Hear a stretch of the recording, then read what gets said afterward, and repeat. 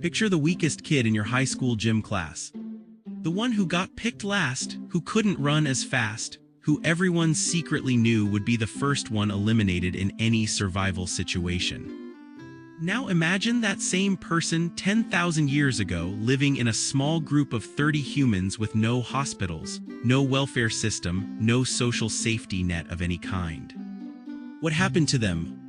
This question terrifies people because it touches something every American has felt at some point. That fear of being the weak link, the one who slows the team down, the one who might get left behind.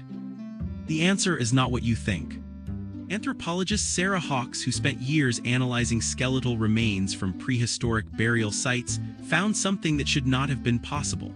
The bones of a young man with a severely deformed leg. A leg so damaged he could never have hunted, never have run from danger, never have kept up with his group on a single day of travel. But here is the strange part. His bones showed he lived to be an old man. In a world where you would expect the weak to be abandoned within days, this man survived for decades. Someone fed him, someone protected him, someone carried him when the group moved. Why would a group of people fighting every single day just to find enough food for themselves choose to keep feeding a person who could never contribute physically? Hold on to this question. The answer will completely change how you see every team, every workplace, every family you have ever been part of. Before we answer that, you need to understand exactly what daily life looked like for someone considered weak in a prehistoric group. This was not a soft world. This was not a world with second chances. A typical hunter-gatherer band moved camp every few weeks, sometimes every few days, depending on the season and the availability of food. Every single member of the group was expected to carry something. Children carried small bundles by the time they could walk. The elderly carried what they could manage. There was no concept of retirement, no concept of disability accommodation, no concept of sitting out. So when researchers analyze a skeleton showing decades of survival despite a disabling injury, it forces an uncomfortable question. In a group with zero margin for error, why would anyone allow what looks on paper like dead weight? To understand this, you have to understand something modern science only recently figured out.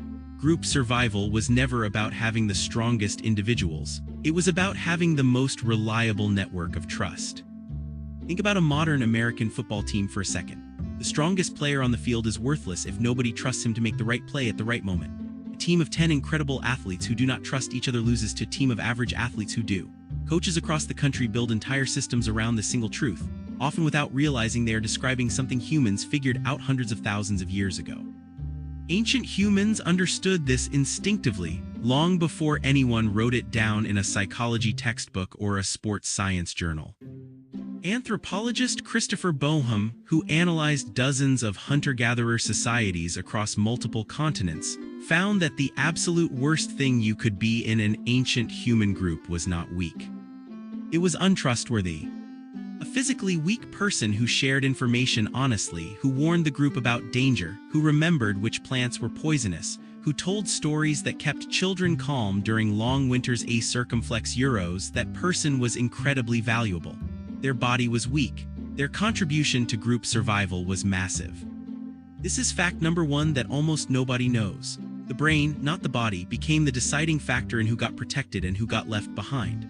Researchers analyzing the rapid growth of human brain size believe this shift happened because mental contribution became more valuable than physical contribution somewhere between 200,000 and 100,000 years ago. In other words, evolution started rewarding the smart over the strong. Long before anyone built a single gym or wrote a single college application. Long before anyone in California built an app or anyone on Wall Street built a financial model. The pattern is the same pattern. Brains that could track relationships, remember debts, predict danger, and plan ahead outcompeted brains that simply moved faster or hit harder. Here is something that makes this even stranger. Paleoanthropologists analyzing ancient skeletons have found multiple examples, not just one, of individuals who survived severe physical limitations for years with clear evidence of community care. A skeleton from Vietnam, roughly 4,000 years old, belonged to a young man who had been completely paralyzed from a very young age. He could not have fed himself, bathed himself, or moved without help. He lived into his 20s. Someone, or more likely an entire group of someones, made the daily choice to keep this person alive for over 2 decades. with no medical training, no government assistance program, no insurance, and constant pressure to find enough food just to keep the able-bodied members alive. This is not an isolated act of kindness. This is a pattern, and patterns in evolutionary biology exist because they work. But there is a darker side to this story, one most documentaries leave out completely. Not every weak member of every group survived. Anthropologist Kristen Hawkes, in her analysis of grandmother contributions in hunter-gatherer societies, documented something brutal. In times of extreme famine, when food ran out completely, the group had to make impossible choices. The elderly, the severely injured, sometimes even infants with visible deformities.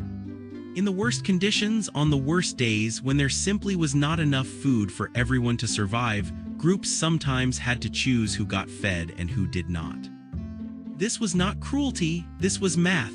If everyone shared equally during true starvation, the entire group died. If resources concentrated on those most likely to survive and reproduce, some of the group lived on. This is fact number 2. The decision of who survives was almost never made by one person. It was made collectively, and it was almost never about strength alone. Anthropologist Frank Marlowe, who spent decades living among the Hadza people of Tanzania, one of the last remaining hunter-gatherer societies on Earth, documented that even today, in groups facing genuine scarcity, the decision of who gets priority access to food follows ancient unwritten rules. Children first, then those who contribute knowledge, skill, or social value. Physical strength alone rarely determines anything. There is something almost mathematical about how these groups operated. Every member represented an investment. Years of feeding a child before that child could hunt. Years of teaching a young person plant knowledge before they could forage safely alone. The group was not simply reacting moment to moment. It was running long-term calculations about who represented the best return on collective investment. A skilled elder, even one who could barely walk, represented decades of accumulated knowledge that took the entire group's resources to build. Throwing that away over a bad hunting season made no sense. The math almost always favored keeping the knowledgeable alive, even at significant cost. Here is fact number 3, the one that will genuinely surprise you. In American culture today, there is a deeply held belief that only the strong survive. Survival of the fittest. The gym, the hustle culture, the relentless self-improvement industry, all of it is built on a single myth. That fitness means physical strength. But Charles Darwin himself never said survival of the fittest meant survival of the strongest. He meant survival of those best fit to their environment. And in almost every recorded hunter-gatherer society on Earth, the environment rewarded cooperation, trust, and social intelligence far more than raw physical power. This single misunderstanding has shaped entire industries. Fitness influencers selling the idea that physical dominance equals survival value. Corporate cultures that reward aggression over collaboration. An entire self-help industry built on the premise that the strongest, loudest, most physically impressive person in the room deserves to lead. The actual evolutionary record disagrees almost completely.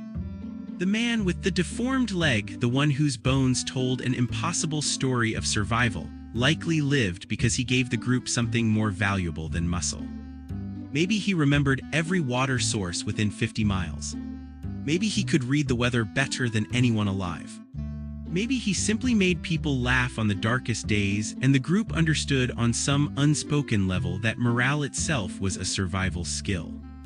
We will never know exactly what he gave them, but his bones prove one undeniable fact. He was protected, he was valued, he was not the weakest member of the group. Now here is something that brings this entire story directly into your own life, right now, today. Researchers analyzing workplace dynamics across American companies have found something almost identical to what anthropologists find in ancient bones. Teams do not eliminate their weakest physical performer first. They eliminate their least trustworthy member first. The employee who is unreliable, who hoards information, who cannot be counted on, gets removed long before the employee who is simply less physically capable or less naturally talented. This pattern shows up everywhere once you start looking for it. In friend groups, in families, in sports teams across every state in the country, the physically weakest person in a friend group rarely gets excluded. The person who lies, who cannot be trusted with secrets, who undermines the group's safety, that person gets pushed out almost immediately. Your social instincts, the ones that decide who you trust and who you quietly distance yourself from, are running on software written over 200,000 years ago, refined by exactly the kind of life and death decisions we have been discussing.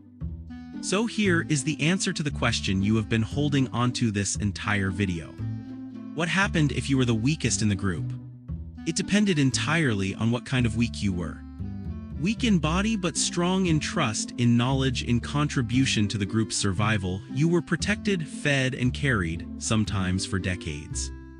Weak in trust, a liar, a hoarder, someone who endangered others, your body could be as strong as anyone's, and the group would abandon you faster than they would ever abandon a disabled elder who told the truth.